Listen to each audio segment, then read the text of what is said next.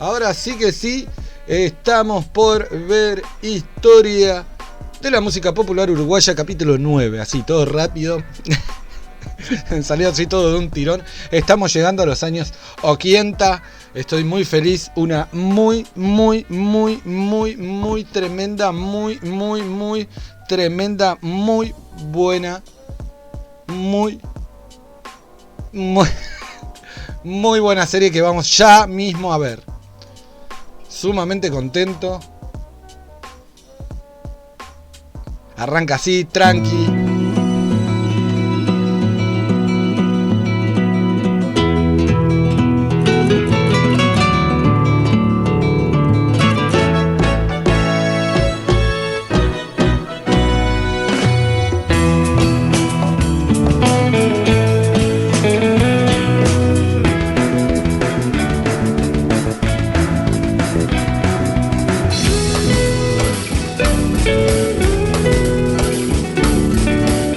Bueno, acá estaríamos llegando ya en los años 80, ¿no? Estoy pensando. El sapo de los verdes, el pino de Berica, el Uruguay en el exilio. Pueblo divino, corrudo sabalero, papel picado, botica bajo el sol. Sigue tu lucha de pan y de trabajo, que el tambor se olvida. Los músicos uruguayos que emprendieron el camino del exilio fueron construyendo un espacio fuera del país. Era una gran efervescencia por la solidaridad con Latinoamérica, especialmente Chile. Entonces, y Uruguay, que empezamos a imponerlo. Uruguay, en realidad, lo confundían con Paraguay o no sabían dónde quedaba. Sabían que por el fútbol conocían Uruguay, pero no por la dictadura, por lo que pasaba. Entonces, nosotros nos propusimos hacer conocer lo que pasaba aquí y enviar dinero para los presos y para sacar presos.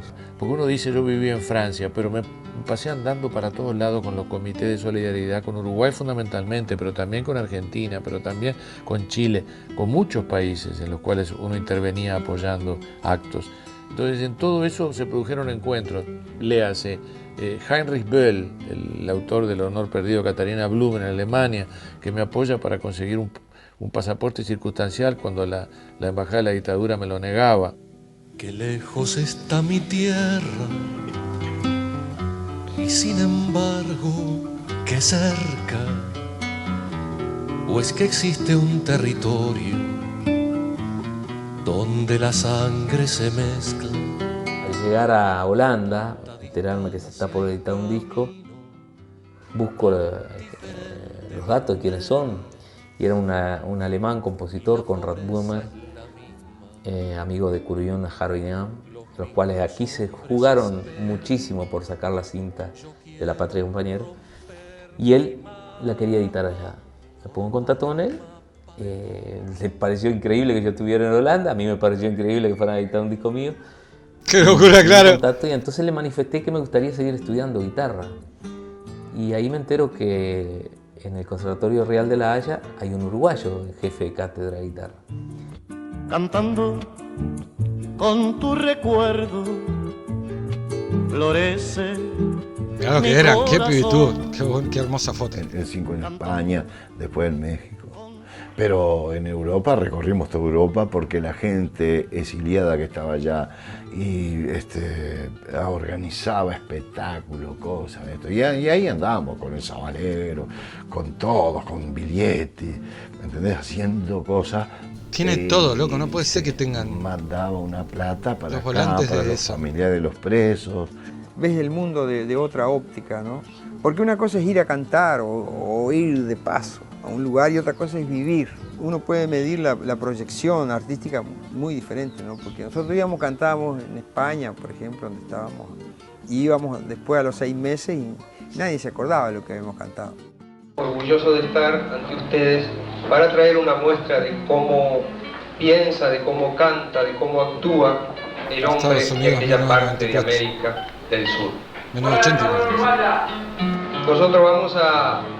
Como no, muera así, hermano. Muchas gracias.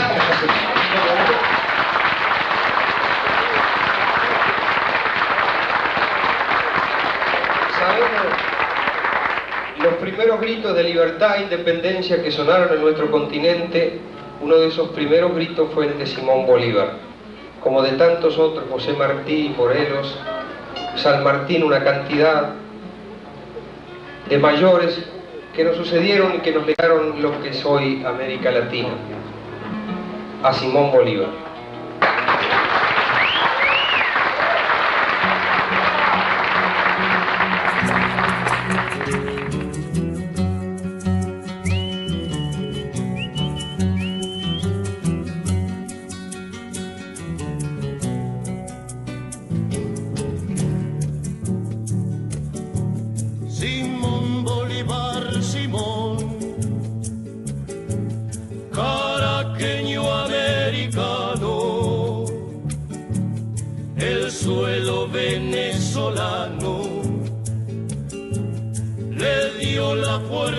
Tu voz, Simón Bolívar, Simón,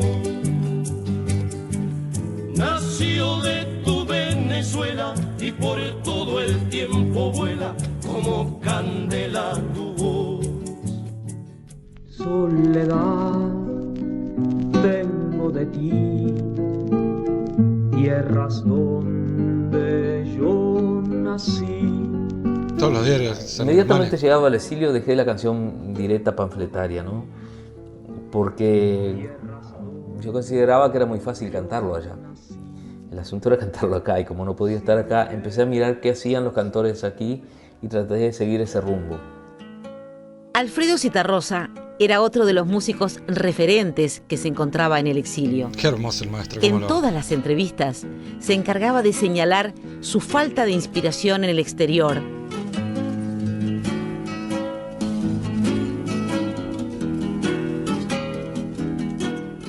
De que el flaco había sufrido mucho, sí, pero él... Qué hermoso. Estaba con su familia, o sea, en España estaba solo, pero cuando estaba en México, la última etapa, estaba con su familia, pero bueno, pero eran situaciones diferentes.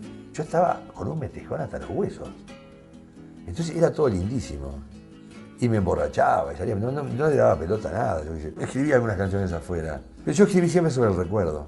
Guitarra Negra, que hizo el flaco, la escribió en el exilio, o sea, la creación. Hay tipos que crean adentro de la cárcel. Es decir, no por estar alegre y contento y estar bien vas a hacer los más lindos poemas ni la más linda canción. Yo me ponía a pensar en mi gente, en mi tierra, y me daba por escribir y me daba por hacer cosas. Estar llorando fue una cosa extraña porque se empezó acá, ya estaba prohibido. La empecé como diciendo estoy allá. Cuando en tierras extrañas miro triste. ¿Qué es ruso? La lejanía azul. Claro, son todas cosas rusas, zarpadas. Siento clarito al olimar que pasa. A mí me tocó un exilio un poco más largo, fui de los primeros casos, hablando de los músicos, que uruguayos exiliados hubieron mucho antes. Yo creo que eso a mí me permitió pasar de una dificultad creativa, que la tuve, sin duda, como yo creo que todos pasamos por algo así, a el empezar a producir desde eso.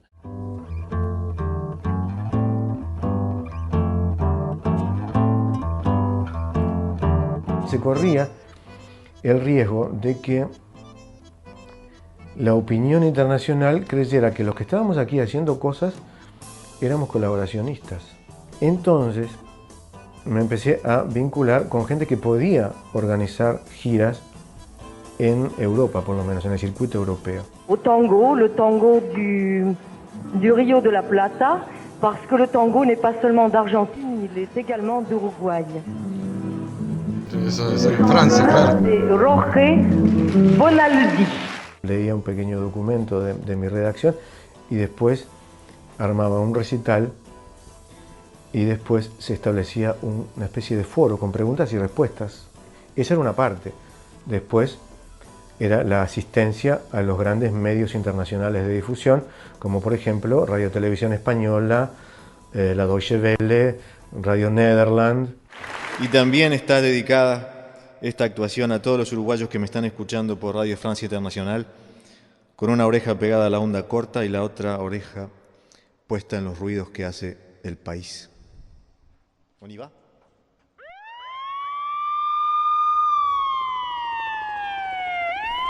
Qué locura, qué flash.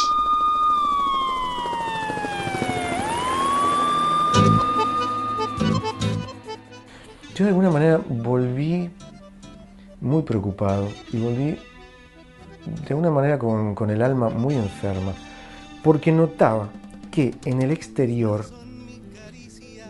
se continuaban dando los indicios de divisionismo que ya no se daban en el Uruguay. En el Uruguay estábamos todos juntos, o por lo menos así lo parecía. Estábamos todos los de distintas tendencias tratando de resistir. Y en el exterior lo que yo notaba es que los grupos mantenían el divisionismo de la época anterior.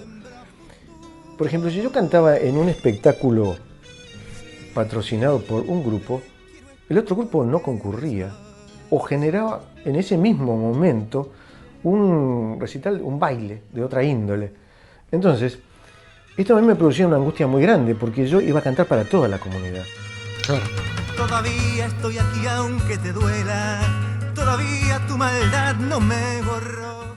Había sectores, sí, estaban los Tupas, y estaban los renunciantes, y estaba el Partido Comunista, y estaba el PIT-CNT, yo qué sé, pero yo no era un militante, entonces el fondo de ese problema a mí no me llegaba. Digo. Puede ser que alguno me dijera narco de mierda, pero yo qué sé, mucha bola no le das a eso. Yo no lo percibí así, no. A nosotros fuimos a cantar varias veces, a veces nos llevaban, yo qué sé, un grupo político, por decirte, el grupo de los socialistas, o a veces nos llevaban el grupo comunista, a veces íbamos por el grupo, yo qué sé, diferentes grupos, e incluso por los partidos tradicionales que estaban también prohibidos, ¿no? Sea un problema dentro del exilio uruguayo, chileno, pasaba con todos. Allá había tiempo para discutir, no había los sustos de acá, ni estaban presos. En el caso nuestro, mío, lo que tratamos fue de llegar al público europeo. Todos los volantes tienen, no puede ser. Nuestra realidad.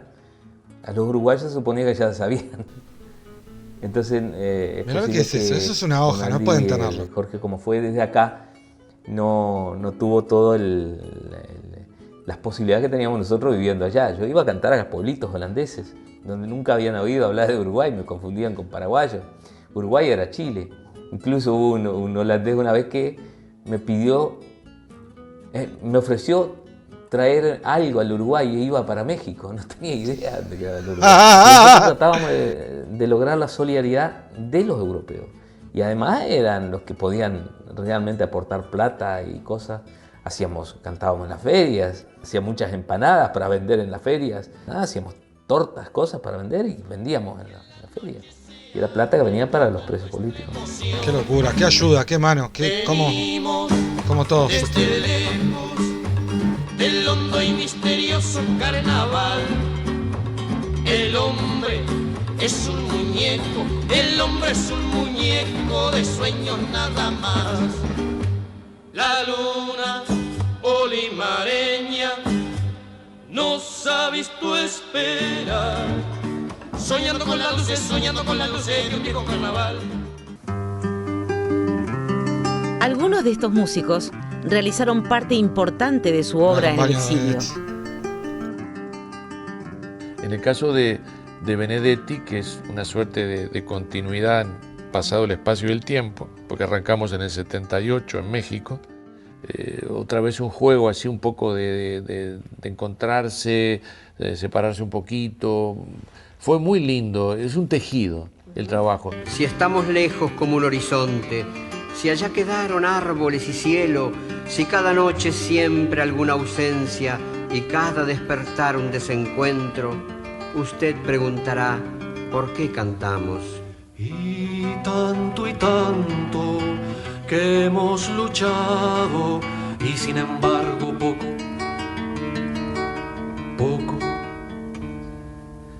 Si se miran los cuerpos que trae el río. En París había una publicación, ¿cómo se llamaba? No me acuerdo, no me acuerdo cómo le decíamos, el boletín. El boletín que lo hacía el Comité de Presos Políticos a que yo pertenecía, de apoyo a presos políticos, ¿no? A que yo pertenecía. Entonces hacía una publicación, de ahí yo saqué los nombres de los niños desaparecidos. Para que regresen bien pronto sanitos a estar con nosotros y a vivir jugando.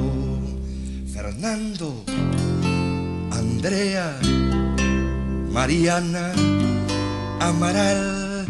Qué locura, cómo se mandó una canción a partir de eso. Victoria. Qué fuerte. La hija de Aida y Simón. ¿Dónde vino un disco mío que se llamaba Colmeneras. Y hicimos un disco de él que se llama Aquello. Y yo fui a Qué grabar buena foto de Jaime. Y con Jaime hicimos todo el disco de Colmeneras, fue lindísimo. Y que aquí se llamó Chiquillada, que sacó Sondo. Temerariamente lo sacó y no se lo prohibieron. Y grabamos Angelito por primera vez. La primera grabación de la canción Angelito fue Jaime y yo. Jaime con el bajo, yo con la guitarra. Y un coro de niños, me parece. Que eran los hijos de los exiliados, ¿no? Luego de ese disco fue cuando yo lo invité a cantar aquello, a estrenar una canción que yo había escrito, pero que me he dado cuenta que no era para mi voz, la de aquel momento. Estoy en la voz de nene, que por favor. En la noche oscura se ha perdido la antigua aquello. Señal. En los diarios viejos se apagó su voz. La ropa tendida sobre los alambres saluda al ausente, prolonga el adiós.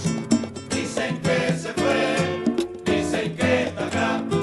Dicen que se ha muerto, dicen que volverá. En 1981, Jaime Ross edita su disco Aquello.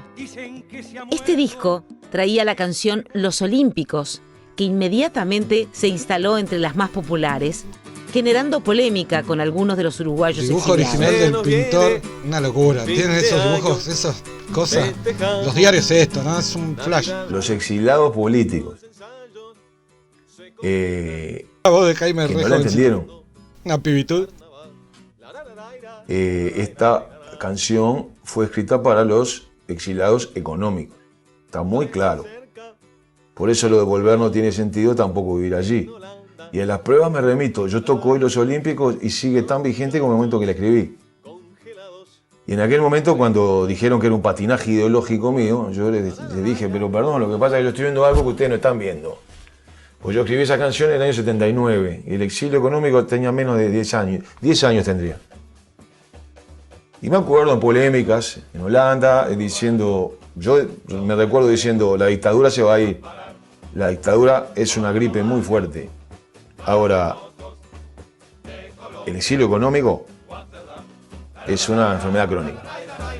Claro. Antes éramos campeones. Sí, así como lo plantea él, tiene una razón tremenda. Sinvergüenza que caen a picotear. Trabajador e inmigrante es la nueva profesión. Hay que agarrar sin papeles, lo fletan en un avión. Uruguayos, uruguayos, ¿dónde puedo a parar? Por los barrios más remotos de Colombes, Amsterdam. Ayer recibí una carta directa de Nueva York de mi amigo el Horacio, trabaja de soldador. Ahora tiene cola chata, alfombra y calefacción. Parece cosa de locos. ¿El teatro de verano es ese? Extraña a la gente nuestra que te hable sin despreciar. Extraña el aire del puerto cuando anuncia el temporal. Y sin embargo recuerda las cosas por la mitad. Se olvida las que pasaban antes de irse para allá. Uruguayos, uruguayos, ¿dónde fueron a parar? Por los barrios más remotos de Colombia, Amsterdam. Volver no tiene sentido.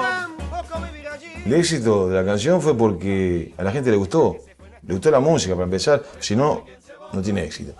Pero bueno, la letra tuvo mucho éxito porque todo el mundo tenía un pariente que estaba trabajando en Australia, que estaba trabajando en Estados Unidos. Yo tenía 2 tíos, yo me inspiré en mis tíos. Uno de los tíos trabajaba de soldador, otro era una espalda mojada. A mí obviamente me importaba mucho el exilio político, pero también me parecía que el exilio económico era algo terrible. Mantener contacto con Uruguay era una preocupación permanente. Diario de España. Estamos informados de lo que pasaba acá, de la resistencia que hacían los cantores que se habían quedado acá. Nosotros estábamos piripipí. Acá se pasaba brava. Me llegan 2 materiales grabados. Uno era de los que iban cantando.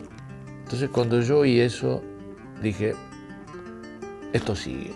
Era un fenómeno nuevo, con una identidad propia, no nos estaban imitando, que hubiera sido penoso. No, había una cosa realmente nueva. Alfonso López Domínguez me quería contratar, quería que yo volviera a cantar aquí, ¿no? Y entonces le habló a Jaime, y entonces yo le dije que sí, pero que había que ver cómo estaba la cosa, ¿no? Conmigo. Entonces López Domínguez fue a jefatura y preguntó, yo quiero contratar al Sabalero, ¿qué puede pasar? ¿Puede entrar? Entonces el comisario de esa época, no sé el nombre, le dijo, que venga, así lo casamos acá. Loco, me entró un frío por el cuerpo, güey. Y sí, ¿qué tan loco? Lo vamos a casar, como si fuera un bicho. Tal cual, no, un flash. Qué locura. Una locura. Un flash, todas esas cosas que se vivían por todo lo que fue esa época. Música tropical, comienzo de los 80. Combo Camagüey. A comienzos ¿Por de qué la década tapas del con las 80, pibas? se produjeron algunos cambios en la música tropical. Sonora Boricua en Buenos Y yo Aires. pienso que la gran revolución comienza a través del cubano en 1981, cuando su director, Luis Gayula, incorpora al staff del cubano el hombre que revolucionó musicalmente la música tropical de los años 80, Julio Barbosa, el tecladista. Julio Barbosa, que venía de un grupo de rock que se llamaba Andrómeda. Pone un sintetizador y elimina toda la parte vieja de sonido y aparecen los primeros twin que le daban un sonido tan estridente a la parte de teclado. El twin es el equipo que amplifica, por supuesto, el instrumento, un equipo de audio. Y él le metió todos esos conocimientos que él traía y revolucionó el ambiente. Porque ya se le dio más importancia a los instrumentos electrónicos, a los sintetizadores. Yo no sé lo que pasa en el cielo. Yo no sé lo que pasa en el cielo. Yo no sé lo que pasa. Se fueron hasta Australia. No la fiesta que hicieron en Australia. Antes tocábamos con el bajo de cajón, el bajo grande, y con los pianos que había en los clubes. Encontrabas un piano en muy buenas condiciones y otro que estaba hecho pelota, destartalado. Y vos de repente ibas a un club y no tenía piano, o el piano sonaba más desafinado que campana de goma. Entonces el tener un piano eléctrico te permitía ir a tocar a cualquier lado. No solamente ganó en potencia el sonido, ganó en calidad. En las grabaciones usábamos piano acústico. El piano acústico es mucho mejor. Sí, bueno, pero para una grabación sí tenés que usar un piano de verdad, un piano de cola. Porque ahí ya es otra situación. En esos momentos pero se para el podía en vivo, diferenciar entre dos tipos de orquestas tropicales, las charangas y las sonoras. Por citarte títulos, Sonido Cotopaxi, Los Graduados, Grupo Electrónico Queguay, Herederos. La diferencia estriba primero que las charangas es un grupo que no tiene instrumentos de viento, que a diferencia de las sonoras, las sonoras tienen instrumentos de viento y no tienen guitarra. Las charangas tienen guitarra. Las charangas estaban asignadas para trabajar para el público del interior o para las tanguerías. Temas muy colombianos, practicaban mucho, ponían en escena la cumbia por excelencia, los corridos, cosa que no lo hacían los corridos. Las sonoras eran más guaracheras, más soneras, más pleneras, más salseras, ¿no? Claro, por ahí está la diferencia.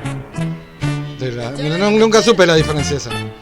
Sí sabía lo que es un corrido, pero se ahí produce entiendo un lo que hecho es que una sonora. contribuye a plantear el prejuicio que existía sobre la música tropical, tal como lo plantea el periodista Rodríguez Barilari en la revista Canto Popular. La llegada a Montevideo de Rubén Blades Qué grande puso el Rubén tema arriba de la mesa.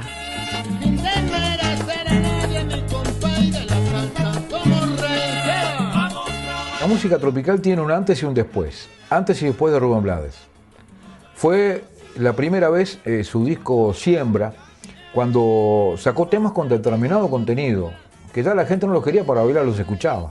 Pero normalmente la música tropical era una música ligera destinada a bailar. La música brasilera es una música que le encantaba a todo el mundo. Dejémosle de lado la bossa nova, Vinicius de Moraes, todas esas cosas, ¿no? La música brasileña para bailar, para saltar, para hacer farándula. Mamá, yo quiero, mamá, yo... A nadie se pone a pensar en el sentido de la letra, la gente quiere bailar. Entonces es cierto, hay letras tontas, porque era una música para bailar. Posteriormente, después de Rubén Blades, ya empezó a haber música es que Rubén le puso mucho contenido para bailar, pero con letras más profundas. Sí, sí, ya con contenido. La desaparición de Elena Quintero, a Maracaibo se le ocurre hacer un tema, a Juan Antonio se le ocurre hacer un tema que se llama Elena Quintero. En el brass de él habían 2 trombonistas, 3 trompetas, una de las trompetas era Juan Antonio, militares. No, mirá qué locura. Vino la censura, te rayaban el surco. El inspector venía, está como lo de Serrat, como que te rayan el surco y te ponen una cinta arriba del surco. Los 4 caños en cana cayeron. Claro. En cana cayeron. No pudieron actuar nunca más en la música tropical. No, qué locura. Ah, molestaron. Molestaron. Qué locura. Aparte, sí, todo brases, y es todo viento.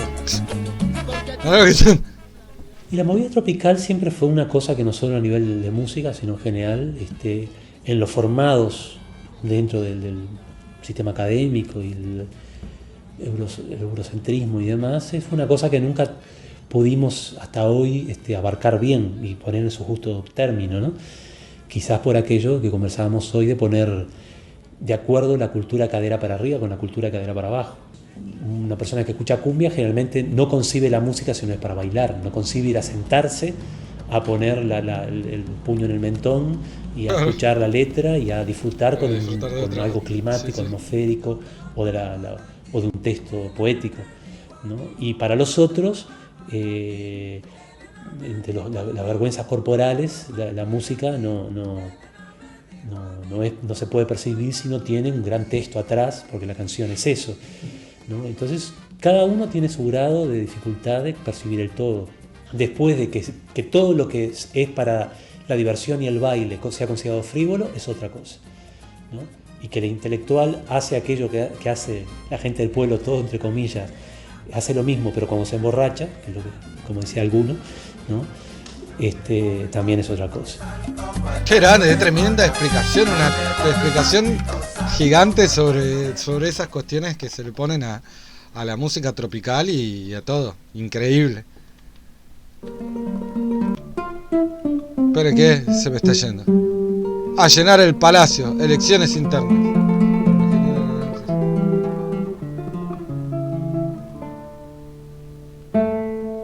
Luego del triunfo del no en el plebiscito de 1980, el país se encaminaba hacia la transición democrática. En 1982 no al no, dijo se dan Metro elecciones de internas Montevideo. en los partidos políticos, hasta ese momento prohibidos, con miras a las elecciones nacionales. Comenzaban algunos actos políticos. Eran elecciones con candidatos y partidos proscriptos, por lo cual se hizo una campaña por el voto en blanco. En el terreno económico y social, el llamado quiebre de la tablita, el 26 de noviembre de 1982, hundió al país en una crisis. El dólar subió de 14 a 42 pesos uruguayos. A mí me terminaron echando de ese momento del trabajo donde yo estaba, que era una metalúrgica, por esa historia de la tablita, la reducción de personal. En Uruguay seguían en aumento los recitales en gimnasios de básquetbol. En 1981 se da un recital de Jaime Ross en el Palacio Peñarol. Era su vuelta al país. Y aprovechando la vuelta de OPA, tocó con los hermanos Fattoruso, claro. Pero el resultado no fue el esperado. Es un trauma que me quedó para siempre. Es tan horrible que sonó. y cómo se nos fue el concierto de las manos, porque directamente era una debacle sonora. Oh, qué macana, sí, qué dolor de estómago, todo eso. Errarle a la armonía y los ojos. Muchos suicidios con la tablita ahí, una locura. Y después cuando fuimos a tocar a Tele 12, que inauguramos la era color de la televisión uruguaya, se rompió la consola de sonido ese día y todo lo que salió al aire estaba distorsionado. No. Porque yo creía que la revancha iba a ser tocar ahí, no, fue peor todavía. A veces hablan más del público uruguayo, que no presta atención al uruguayo, no. Falso. El público uruguayo a mí me perdonó esa debacle. Y después me fueron a ver nuevamente. Eterno agradecimiento. Sí, eran. Pidieron pasar canciones mías, me acuerdo, en la mayoría de las radios que estaban con la dictadura, ¿no? Los Olímpicos no la pasaban, estaba prohibida. Y también me prohibieron el CX30, que era la radio del Partido Comunista en aquel momento. Al mismo tiempo que me prohibieron los milicos. Es una doble medalla de honor que tengo. Tal cual. No, lo que pasa es que hicieron un festival y querían que todo el mundo tocara gratis. Entonces yo dije, bueno, yo toco gratis, pero a los músicos que tocan conmigo yo quiero que les paguen el cachet mínimo que cobra un músico. Y bueno, me prohibieron. Tuve 4 meses prohibido. Y había algunos integrantes de esa radio que patrullaban para lo que los demás, los que tenían los programas, no pasaban canciones mías. Y gracias a Nelson Díaz y a Caula también. Ellos fueron los primeros 2 que rompieron ese bloqueo. También en 1981, uno de los grupos pioneros de la nueva generación, los que iban cantando, se despide con un recital en el Club Atenas. Mira de quién te burlaste, Calamaro. Era la primera vez que un grupo hacía un recital en un estadio solo. Y a su vez fue el último que hicieron los que iban cantando, porque después de eso nos disolvimos. Trochón en ese momento, quizá por algunos desencantos personales que compartíamos de repente, creo que dijo en ese momento que había difusores que no deberían estar difundiendo. De alguna manera anunciando una especie de decadencia. En aquel entonces que estábamos todos tan embromados y tan tristes y tan reventados y angustiados, que alguien venga y te diga, arriba hermano, ya ganamos, ya está, ya cayó la dictadura prácticamente, ya falta poco, ya está. Evidentemente te iba a levantar el ánimo y vos te ibas ahí muy contento y muy, con una especie de la ilusión. Pero salías a la calle y todo seguía igual y la cosa duró 12 años. Entonces yo tuve en ese tiempo, me pregunto ahora si bien o mal, no sé, una reacción frente a eso, porque se corría el riesgo que se creyeran una mentira. Ya está, ya triunfamos. Porque en ese momento era fácil subirse al escenario con un charango y cantarse alguna canción aunque no fuera propia, pero más que sonara latinoamericana y te ganabas el aplauso fácil. La gente que es músico está comprometido con la música y con el riesgo de la creación. Estas posiciones llevaron a un cuestionamiento del rótulo canto popular. Considero que lo que nosotros llamábamos canto popular o lo que se llamaba canto popular era una especie de canción de texto uruguaya, porque es muy significativo que muchos de esos artistas, Abel García, para decirte alguno, el Grupo Vocal Universo y todos los del grupo de Tacuarembó, utilizaran textos de poetas, Circe Maya, Liber Falco. Cuánta luz, cuánta hermosura en el monte y en el llano, en el azul marindiano y en la fuente. Tienen fotos de todo, encima las fotos que ponen todas están buenísimas. No era solamente cantar, no eran como estas canciones de festivaleras internacionales que no importan absolutamente un pito lo que digan y puede ser tarareado solamente, porque el texto no importa, ¿no? Ahí sí, nosotros considerábamos que tenía que ser una valoración similar del vehículo musical y el texto.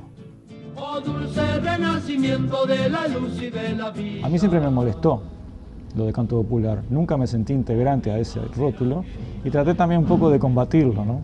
De hecho, bauticé esa canción sumamente crítica respecto a la demagogia con esas palabras, canto popular. La esperanza falsa o la real, ¿cuál hay que tener en este caso? Ya la pibitud que tenía, qué pibito. Luego con la falsa hecha pedazos. Y la palabra canto popular se transformó en una especie de apócope de canto popu peyorativa, porque hubo una cantidad de gente que estaba haciendo mala música y de acuerdo a esquemones que justamente a los jovencitos del momento les molestaba, lo cual me parece muy sano. Demostraban que eran sanos. No sé, son definiciones que pueden quedar muy poéticas en algún momento. Creo que en general son arbitrarias, son etiquetas puestas a algo. Panqui, hermano, ¿cómo estás? Si canto popular le querías poner a todos los músicos del Uruguay que están en contra de la dictadura, entonces éramos canto popular.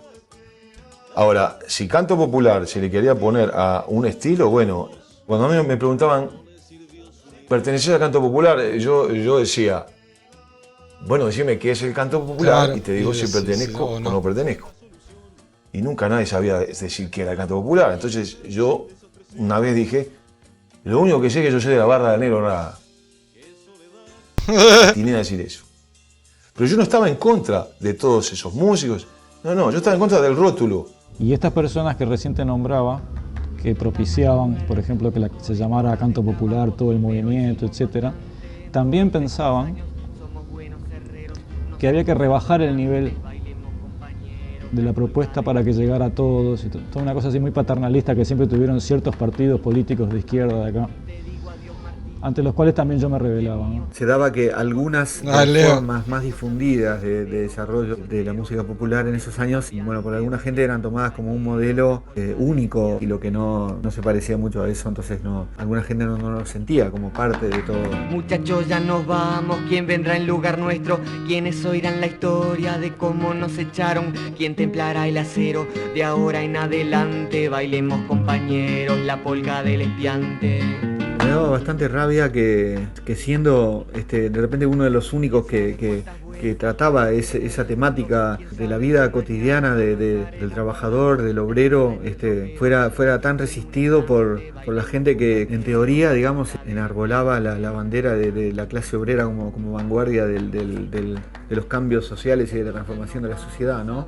Y que en cambio como que de ese mismo lado se me acusara de burlarme de la clase obrera, ¿no? Cuando en realidad lo que estaba haciendo en esas canciones era otra cosa muy... No, Leo, estabas muy adelantado. Simplemente por eso transmitiendo, digamos, los valores que una vanguardia intelectual asigna, digamos, a la clase trabajadora. Muchachos, ya nos vamos a ver que hay que entenderlo, Leo. Trabajo en algún lado y sin nadie. Si no lo entendés es muy difícil. En el extranjero, aún haya vacantes, bailemos, compañeros, la polka de... Como no lo entendían, creo que aprovecharon la volada de un momento político que el país necesitaba, canto popu o a mansalva. Es más, a nosotros nos patearon a todos. O sea, todo lo que era instrumento eléctrico, batería y todo eso, según ellos era música foránea.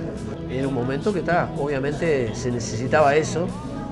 La pena fue no hacer como en otros países, como en Brasil por ejemplo, que pasaron por lo mismo que nosotros, y hubo canto popu prácticamente toda la vida, con una musicalidad increíble, ¿no? No tenía por qué ser con una guitarra y un bongo como se utilizó mucho acá, ¿no? Desgraciadamente, y con 3 acordes folclóricos, que en algunos casos está buenísimo y en otros no.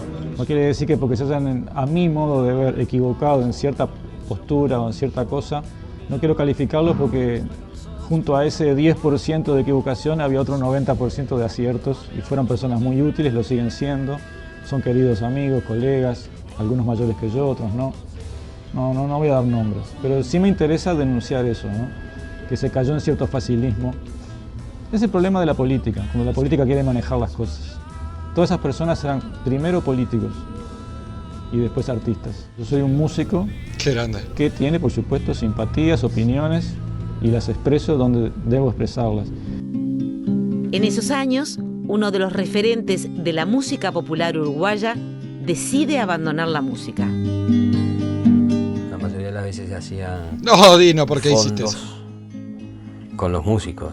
Entonces, yo me acuerdo que en esa época estaba medio embromado de trabajo, y no, onda que decía, te ofrecían un chorizo y un vaso de vino.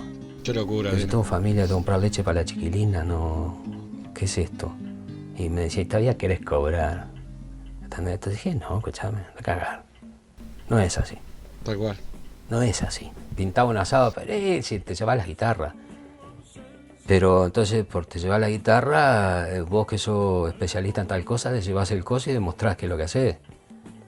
Ah, no, el único que tenía que llevar la guitarra yo. ¿Entendés? Como la historia. Como vi en la mano, entonces para ahí así no voy. Seguro, Yupanqui que fue a tocar a Tacuarembó y las señoras de la sociedad le dijeron, señor Yupanqui, te venga a tomar un tecito, tráigase la guitarra. Y Yupanqui dijo, la guitarra no toma té, señora. Qué grande Yupanqui, nada más. Lo peor de los dos mundos. La gente fue poblando estos recitales que se transformaron en grandes mitines políticos y en una catarsis general. Desde distintas organizaciones sociales que se oponían a la dictadura, se impulsaban estos recitales. O sea, al Dino le dijeron, no podés hacer protesta ni guitarra eléctrica, las dos cosas agarró. Pilares fundamentales del canto popular. El profesor Piñeirúa era profesor de educación física en la AEU y proponía que cada grupo tuviera un nombre e hiciera una obra de teatro respecto al nombre, y después al final una murga. Empezaron a acercarse los murguistas profesionales a prestar los trajes. Claro, muchas veces la gente terminaba una estación, tenía que salir por los sótanos porque los venían a buscar, era una cosa de loco, ¿no? Pero AEU tuvo una relevancia muy importante. Qué locura eso igual. La Asociación Cristiana de Jóvenes también empezó a hacer una actividad similar y allí nacieron, entre otros, La Falta y el Resto, ¿no? Mirá, qué flash. Y en AEU nació la BCG, mirá. un montón de movimientos murguistas, nació el disco Carnaval de Omar Romano. En esos años se dio un fenómeno particular. La murga siempre encontró su espacio para manifestarse dentro del carnaval en el mes de febrero. La edición de los discos Carnaval y Carnaval 2 contribuyó a que la murga se mezclara en los recitales de canto popular, llegando en 1983 a ser disco de oro, una edición compartida por La Reina de la Teja y Falta y Resto. El flaco Roberto García, que Raúl. Puso el nombre, era integrante de Contraviento. Pibito de Raúl, mirá. Era cantor popular. Yo había estado con el Patria y tal, muy amigo del Choncho, y el Choncho y Jaime hacían música para La Falta. Entonces estábamos todos y nos invitaban a diferentes espectáculos. Al empezar la dictadura había aparecido La Soberana, que de alguna manera marcó el camino, ¿no? Fue la primera murga con letras contestatarias, ¿no? Durante la dictadura empezaron a aparecer murgas que ya tenían su punta, ¿no? Es decir, Falta y Resto, La Reina empezó también a apuntar para ese lado. El compromiso político de algunas murgas hizo que popularmente se generara una división entre las murgas y las murgas pueblo, o las de La Teja y las de La Unión. Fue la apertura de bandos, digamos, la murga tradicional, que seguía con su temática, que incluía la política, pero no era el eje central, digamos, ¿no? Y las otras murgas que no, hicieron mucho hincapié en la letra. Eso más bien es una definición marketinera, que yo no estoy muy de acuerdo. Yo creo que la murga es una sola, todas las murgas son siempre contestatarias, pierden su categoría de murga en el momento que sean oficialistas, o sean obsecuentes con el poder. Algunas dicen un poco más que otras de una manera, a veces hasta más panfletaria, y eso lo digo yo porque ese pecado lo cometo normalmente. Otros lo dicen de una manera más irónica. Qué grande, Raúl, cómo lo vamos a Uno de los espectáculos que quedó marcado en la historia por su convocatoria de 2 días y por su difusión fue A Llenar el Palacio. Nosotros hicimos 2 Palacios Peñarol y los llenamos los 2, pero llenos, ¿no? Y eran cosas muy convocantes. con Gustavo Bosekowski y Macachín hicimos la escenografía de los dos. Cosa que no se utilizaba, o sea, subían al escenario y nada. Pero para el primero hicimos unas guitarras que eran la onda Guernica, ¿viste? Y unas personas que colgaban nomás en blanco y negro. Pero para el segundo hicimos una especie de jaula de pájaros con caños de luz de esos flexibles y los pájaros recortados en cartón plas iban saliendo, ¿no? Así. Bueno, me acuerdo que cuando se abrió el telón y la gente, se iluminó eso, y la gente vio eso, se vino abajo el estadio, ¿viste? Y ahí fue la clave donde creo que el canto popular fue fundamental, porque fue la actividad que más juntó a la gente, ¿no? Dentro de este clima de efervescencia quedaba lugar para generar productos innovadores o creativos.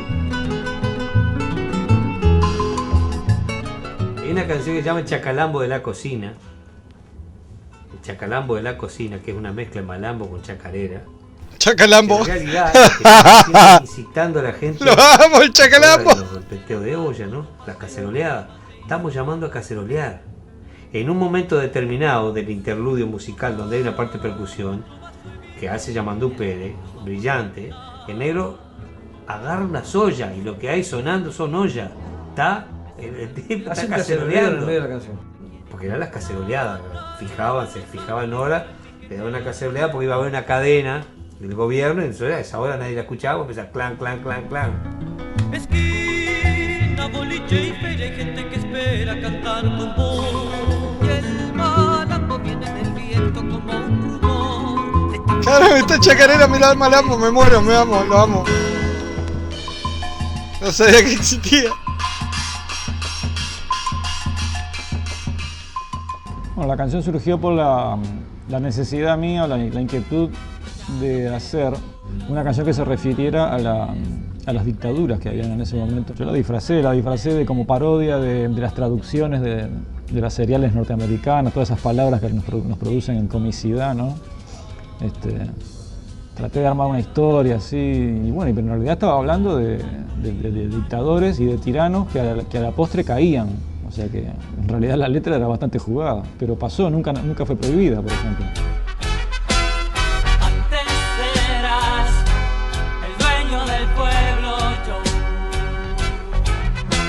Tu pistola y tú lo sabes, nos volaste la tapa del seso, yo. ¿Cómo no la prohibieron?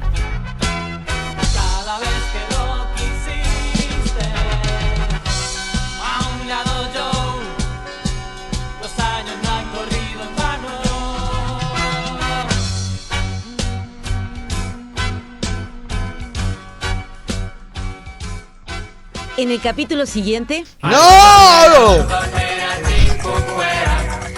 Un grupo para niños atrapa la atención de 18.000 personas en un fin de semana.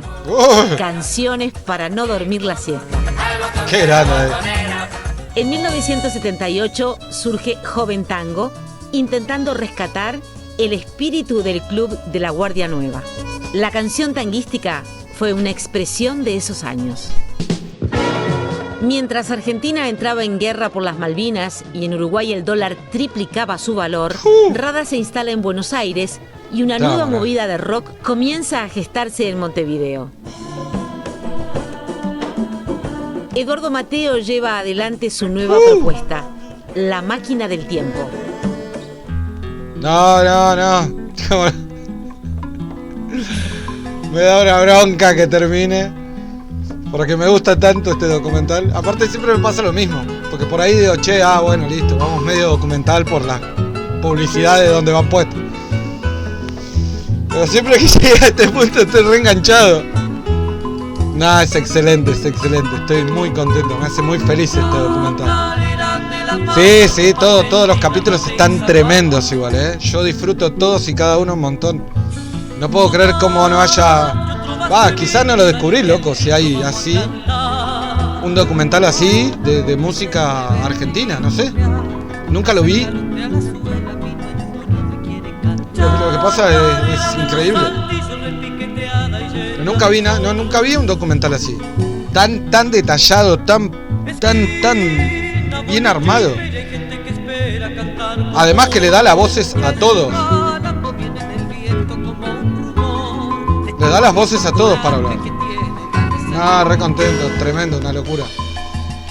Me encanta eso, como digo, tiene una cuestión de que encima tiene las voces de todos los protagonistas, todos hablando, todos contando, encima te ponen todas las imágenes, fotos, es como, un montón, pero re feliz,